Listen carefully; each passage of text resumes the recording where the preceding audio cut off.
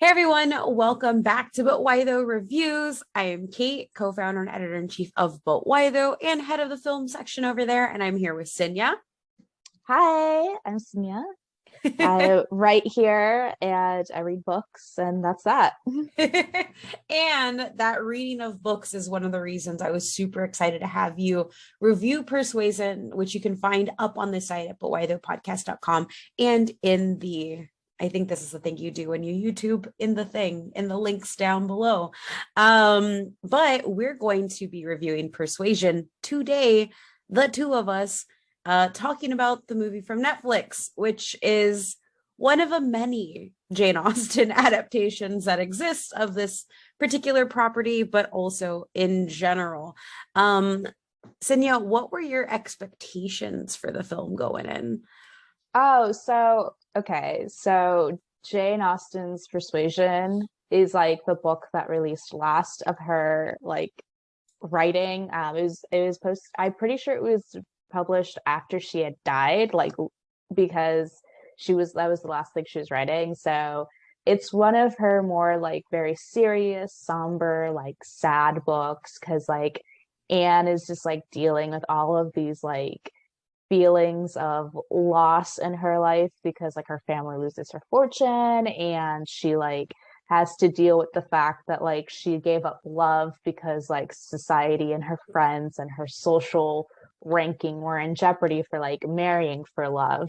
So it's like what is it, like 7 years later Yeah. when she like meets Wentworth again. And so I was really expecting this like very like yearnful, like woe is me kind of like a romance movie.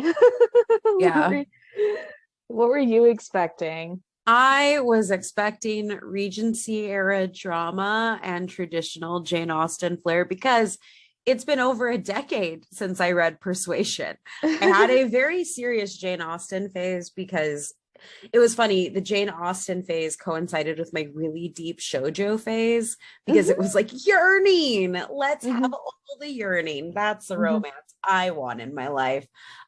So I didn't know what to expect. I had watched the trailer.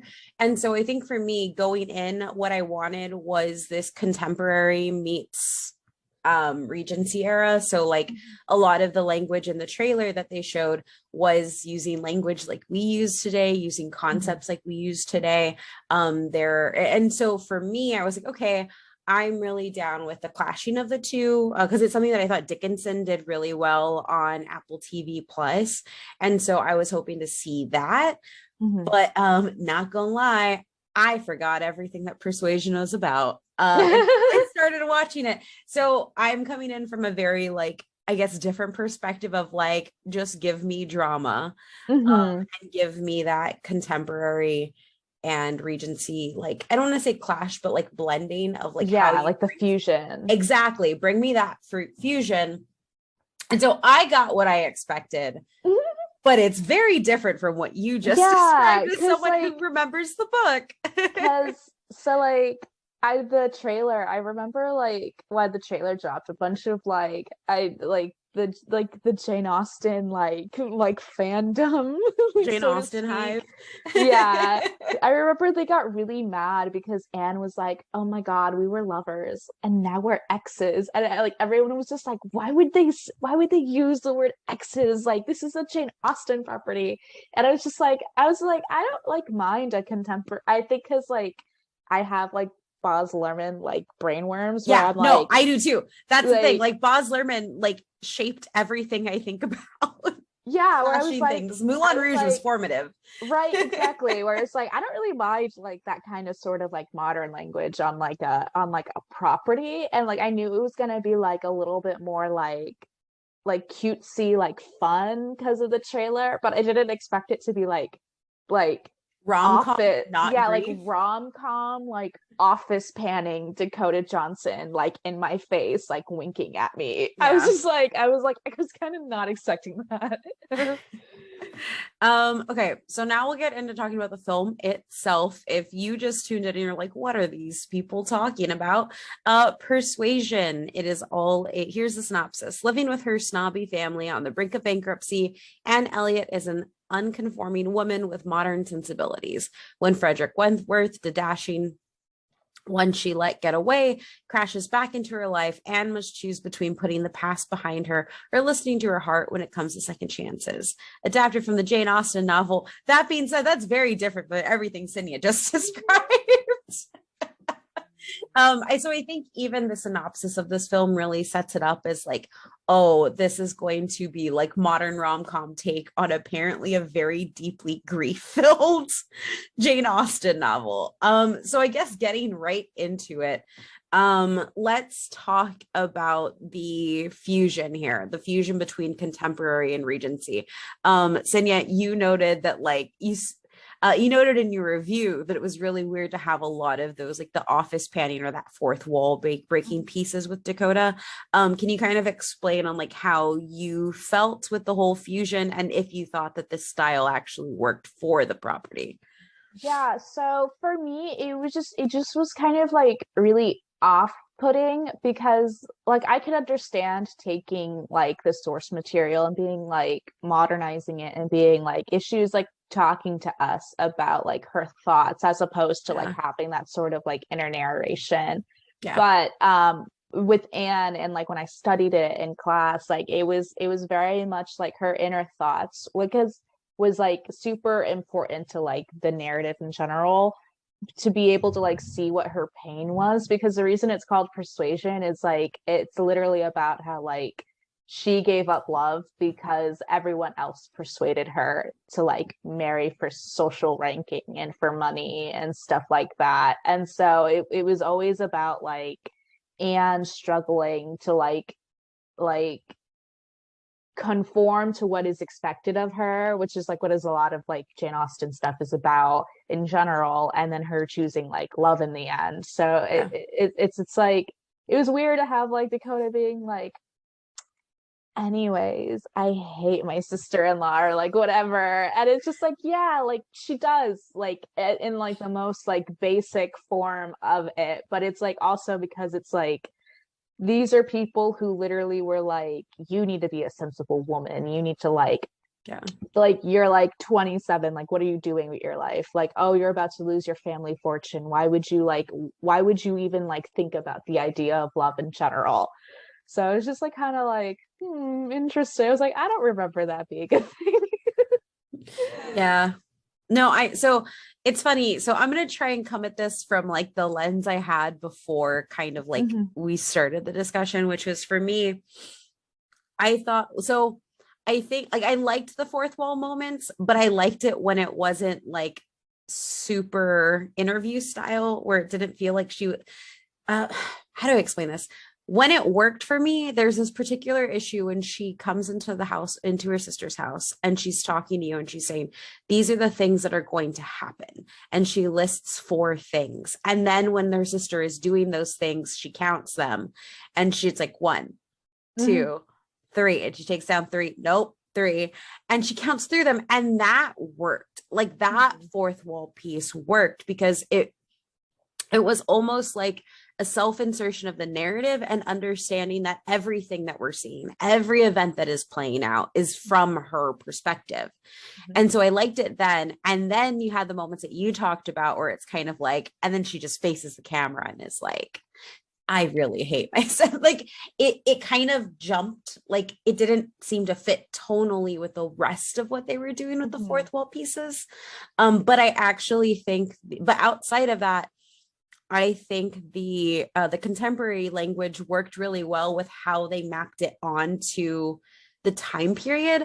Like there's the piece where she's going through her trunk and like flipping through all the newspaper clippings, and it is something you would see in a rom-com of somebody scrolling through like an Instagram feed or like that, and like those little things. Like I think that that's what really got me caught up in it is I think the fusion moments when they work so well because it kind of shows you that a lot of the modern tropes that we have, it came from Austen, or Austen is one of the places that they came from.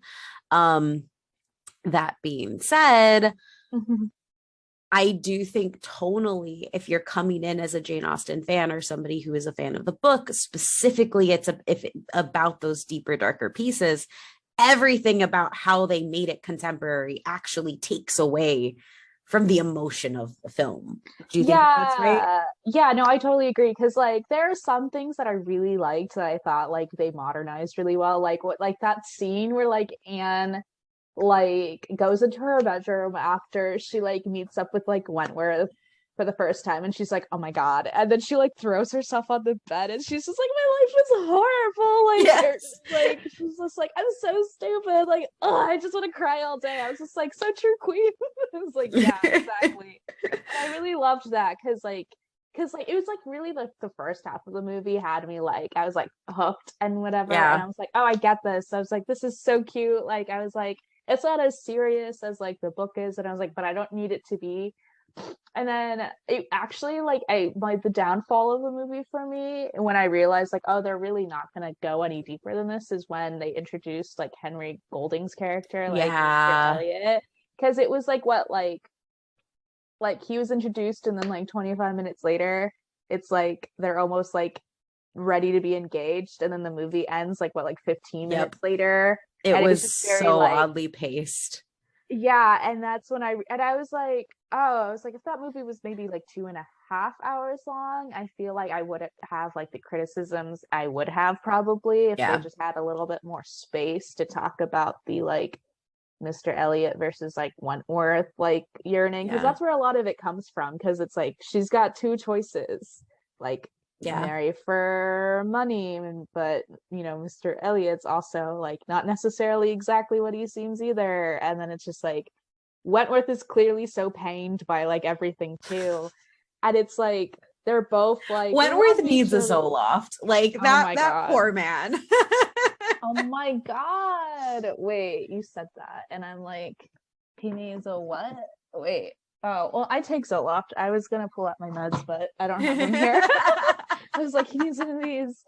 Um, yeah, and it's just that's what I realized, like, oh no, the movie's gonna end soon. That's when I was just like, oh no, like it Yeah. retroactively made me like No. it instantly clicked in my head where I was like, oh no, it's gonna feel like the rom-com. And I was like, which Yeah. is not bad. I mean, Forgetting Sarah Marshall is like one of my favorite movies ever, so like I love rom-coms like a lot, Yeah. and like I like a lot of the modern, like Clueless is really good, like I love Yeah. classic. And so I was just kind of like, the pacing kind of made me like Yeah. sad. Yeah, because I guess it's kind of like, at least from like what you've said too, is it's like, okay, so now if you, by shrinking the Mr. Elliot plot line, you've actually removed the discussion of class and made that decision like easier for her. And so you've kind of like pulled out a vital piece of like the material, which I think is different than like adapt, because like I agree, like nothing has to be one for one when it comes for adaptations. It's how we can still keep getting Jane Austen adaptations that work, because they don't all, like, I will watch Mr. Darcy in every form. I'm not gonna lie, like that's just the type of person I am. Like Love if him. you say Love Pride and him. Prejudice, I am there. Yeah. Um, but if you pulled out key things from that story and you changed it drastically, then it's like, oh no, now here is where the critique comes. And I think you're right, because like for me, especially as a huge fan of Henry Golding, I was like, yes, Mr. Elliot, let's go, Henry Golding. And then I was like, oh, there's 15 minutes left. Hmm. I was like, Yeah. he doesn't even have, like, he should have a big role. And like from the excitement around Henry Golding being tied to this was that he was playing a big role, when in reality, he's not in the film that much at all. He's literally there to like sit there and look pretty and like cause a little bit of romantic tension in Yeah. true rom-com style. I was like actually so sad too when I realized when he got on screen, because he literally like played the hell out of like Mr. Elliot. Like Yeah. so dapper, so sure of himself, so like I'm Like he getting what I walk, yes, he walks into the scene and like everything is directed towards him. Like that, like he can command a room. right, like so powerful, and like his little like spat with like Wentworth, Yep.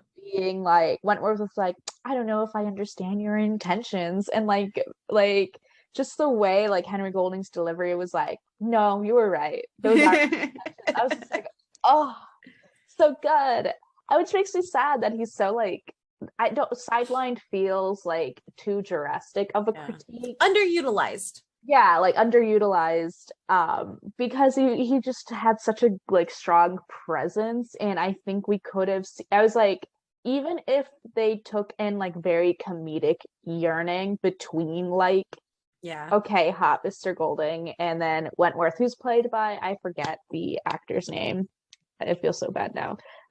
Wentworth is like played really well though, too. I was like, if we could have gotten like the like oh my god, I don't know. It's like hot man, what do I do? Like, yeah. But there's not enough time to like do that enough to satiate that sort of like modernness that's it's attempting. Yeah, that makes sense. So like it's not, so it's kind of missing on two fronts here for you then.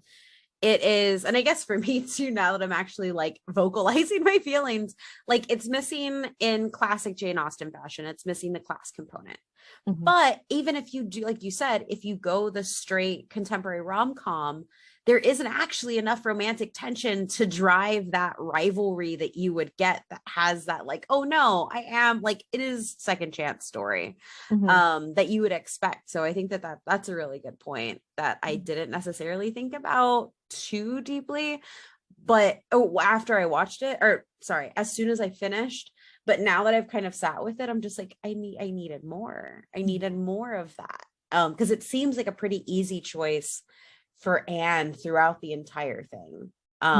Like she knows what she wants to do.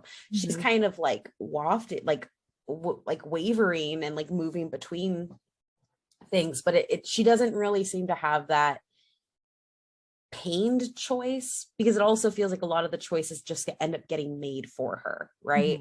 Like what's her sister-in-law falls and like, like cascades. Louisa. Louisa. Louisa. Yeah. I was like, I almost wanted to say Louisiana, and I was like, that's not right. that's not a name. Yeah, and so like that kind of makes the choice for her. And then that's kind of what she uses. And so all of it seems like circumstance versus active thought into choosing one or the other. Yeah. Speaking of, that scene was so weird.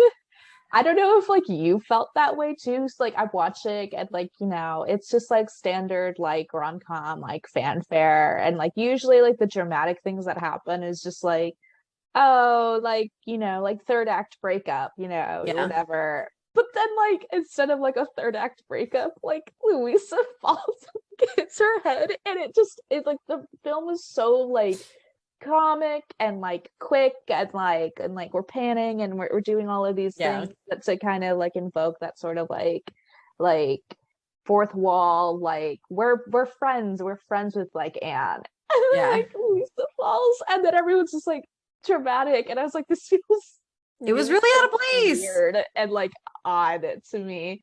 It just didn't like flow right, and I was just like, I don't know, man. No, I don't think you're wrong. It definitely felt out of place because everything shifts. Like, and it's only for that one scene because like nothing is as dramatic. Even when she finds Mr. Elliot kissing what's her face, it's like it's comedic making out that she sees. It's not like actual making out. Oh yeah, like, when she's like running to Wentworth and she's like, whatever. Yes. Yeah. No, that's a really good point. It was weird. Yeah, and what's even weirder is like, because like she has that like moment where she's just like, oh, like we can't be together because of like Louisa or whatever, but then you like literally never see her again, even though Wentworth is like, yes, it's been a struggle taking care of her while she's like sick. And it's just kind of like not that important if we don't even see her again. Oh gosh, yeah. I think so. The one thing that I did like about Persuasion, to talk about one of the things that I enjoyed overall was, I think what this one managed to do with some of the side characters was to showcase that being fulfilled as a woman doesn't have to look one way.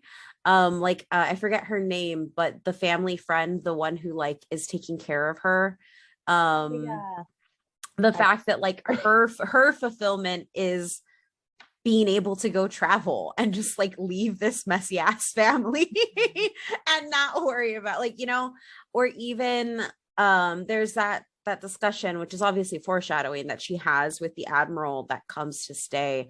And he's just kind of like in the back, and she's talking to his wife, and his wife is like, yeah, no, I travel with him everywhere. Like I sail too, because sailing makes me feel fulfilled. Like it doesn't have, like, you don't have to be the wife at home. You don't have to be those pieces. And I think that that is something that it does really well. And also allowing the space for like, as much as this was about a man and fulfillment and like romantic fulfillment, you can also get that life fulfillment and that romance in something else, which I feel so bad that I forget her name. And the actress is amazing. She was on Avenue 5, which is a phenomenal show. But that character very specifically, like that romance and that exploration and that sense of life is coming from something very different and something that is within her. But like everybody else, like it's just kind of annoying too. Like some of the other women are just really annoying, and I'm like, where are you? What are we doing here? Like the sister, I want to punch the sister. Oh yeah, just so snobby and just so full of herself and just so like dainty in like a way that's like not even respectable to me. I'm like, girl, please stop talking. I embrace being soft. That's great. That sister was on a whole other yeah. Well, it's actually that point that you bring in about like personal fulfillment, like that is like another key aspect that I really thought that they should have like leaned into more, because like again, like the title Persuasion is literally about like all of these other voices and like getting in Anne's head, and like even though she's like, I love him and I Wentworth, and like I can't believe I was dumb enough to listen to everyone else, but it's like this is what everyone's telling me, so I guess I have to do this, is like the whole like one of the tragicness of the story is just like it wouldn't have mattered if she did marry Wentworth for love, because he probably would have still been a successful like captain anyways. And like that those discussions of like, oh, like I traveled with him, and it's just like that kind of realization of like for her is like really painful, whereas like, oh, I didn't need to do all that. She was like, like we literally would have been fine. And it, like that's like another aspect of like the pain and the yearning of like, it's like her knowing that like the end goal would have been perfect in her mind with Wentworth. And like I'm kind of sad that we don't see more of that, because that space is only set for a few characters, and like the other characters are like comedic, like not like caricatures. I don't know what it's like what's like a step below like caricature, like a comedic like I think they all just embody tropes really well. Yeah, like they're all extremely tropey. Yeah.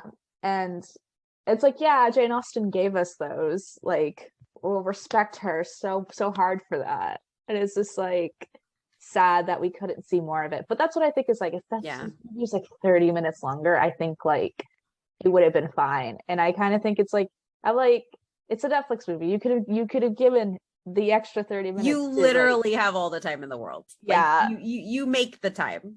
Yeah. Especially because I'm still so peeved about like Henry Golding just like being only like in the third. I was just like, oh, I'm so sad.